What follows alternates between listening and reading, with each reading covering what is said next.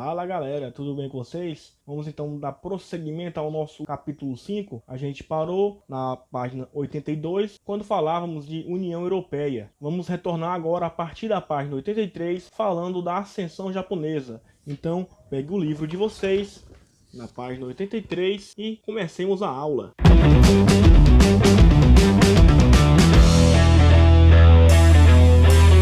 O que foi essa ascensão japonesa? O Japão hoje em dia é uma das grandes potências mundiais, isso é indiscutível. Mas como que ocorreu essa ascensão japonesa como grande potência mundial? Vejamos, do século XII ao século XIX, o poder esteve concentrado nas mãos dos shoguns, que eram espécies de chefes militares de um regime aparentemente com o feudalismo europeu. Em 1868 chegou ao poder um cara chamado Mutsuhito, e Mutsuhito iniciou ali a chamada Era Meiji, que governou até 1912. E na Era Meiji teremos aí diversas mudanças, seja sociais, políticas e educacionais no Japão. Na política, por exemplo, teremos uma limitação dos poderes do monarca, construída aí uma espécie de constituição.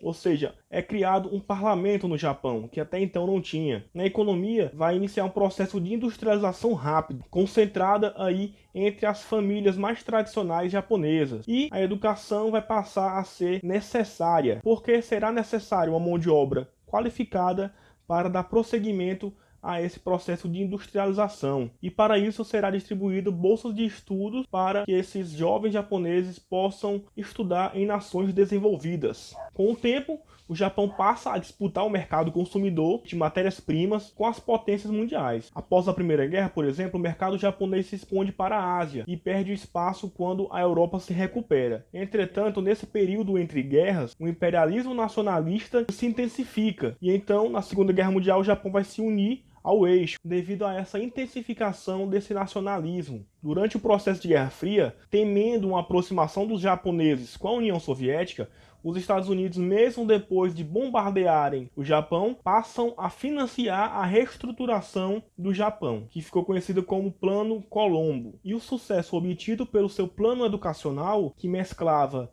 um conhecimento técnico com a disciplina, foi importante para o desenvolvimento tecnológico japonês que a gente conhece hoje em dia. Então essa tecnologia de ponta, que é o carro-chefe do desenvolvimento japonês, passa a atender o mercado externo. E principalmente após a terceira revolução industrial, a gente vai ter o Japão como uma potência mundial. Então, nessa nova ordem mundial, o Japão busca alianças para a formação de blocos econômicos. Daí surgirá, por exemplo, a ASEAN em 1967, procurando estabilidade política e desenvolvimento do Sudeste Asiático, ou seja, tinham como objetivo promover o desenvolvimento econômico, cultural e social dos países dessa região, e tem como membros Brunei, Camboja, a Indonésia, Laos, Malásia, Mianmar, Filipinas, Singapura, Tailândia e Vietnã. Posteriormente, vai surgir a APEC, que é uma tentativa de abertura econômica de mercados, ou seja, troca livre de mercadorias. E os membros da APEC são a Austrália, o Canadá, o Japão,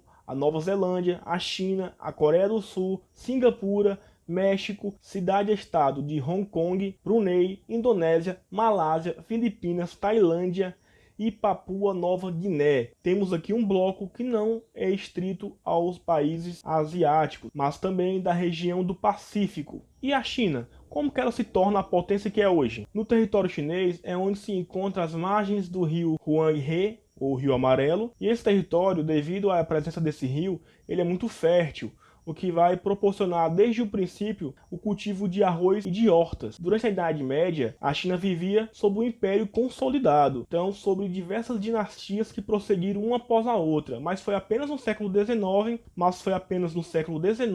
com a expansão colonialista europeia, que a China vai estar submetida ao capitalismo e vai mudar drasticamente a sua política e economia. Ocorre uma destruição da economia, ocorrem conflitos e diversas perdas de territórios chineses, como por exemplo Taiwan e Hong Kong. E isso também provoca o aumento da corrupção e da má distribuição de terras no território chinês, o que leva à insatisfação de diversos camponeses. E esse processo vai impulsionar revoluções, como por exemplo a Revolução de 1911 e 1912, quando se encerra a última dinastia na China, que é a dinastia Qing. Então é instaurada uma república na China, liderada por um cara chamado Sun Yat-sen, do Partido Nacionalista Chinês, chamado de Kuomintang, mas mesmo após essa revolução, mesmo após o Kuomintang assumir o poder, ainda continua havendo uma grande instabilidade no território chinês. Grupos políticos continuavam então reivindicando mudanças que não haviam ocorrido. O principal grupo político opositor do Kuomintang é o Partido Comunista Chinês, liderado por esse rapaz aí na frente chamado Mao Tse-tung. Após a morte de Yat-sen,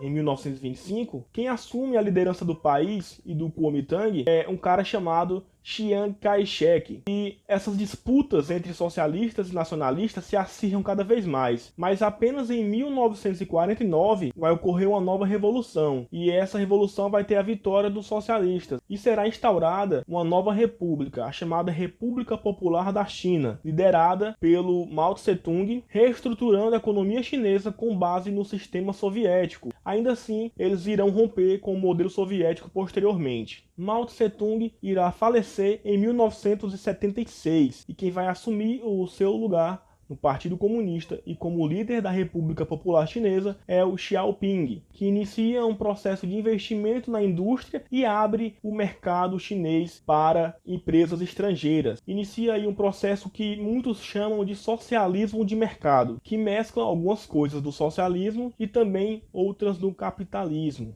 Por exemplo, são criadas as zonas econômicas especiais, que facilitam a entrada de empresas estrangeiras, investimentos em tecnologia, por exemplo, e parceria também com as estatais locais. O que vai gerar atrativos para essa empresa é principalmente a localização que fica próximo ao mar, ou seja, um lugar fácil de escoar os produtos, e também um baixo custo de produção, devido à mão de obra em abundância por ser o país com maior população mundial, e também a matéria-prima barata. Hoje, por exemplo, a China tem um dos maiores crescimentos econômicos do mundo. Seus produtos estão em todas as partes do mundo. Ou vai dizer que você não tem nada aí na sua casa que não seja um made in China. A China representa a segunda maior economia do mundo, com um PIB de 12 trilhões em 2017. E muitos economistas preveem que a China irá passar os Estados Unidos e tornar a maior economia mundial. Vocês podem ver nesse gráfico da página 88 como o crescimento econômico chinês é muito superior à média mundial. Embora tenha diminuído de 2010 para cá, principalmente devido às crises que vêm ocorrendo no mundo nesses últimos anos, mas ele ainda é mais do que o dobro da média mundial. Gente, acho que não ficaram muitas dúvidas, então para não prolongar mais, a gente encerra aqui o capítulo e para atividade de casa, vocês irão fazer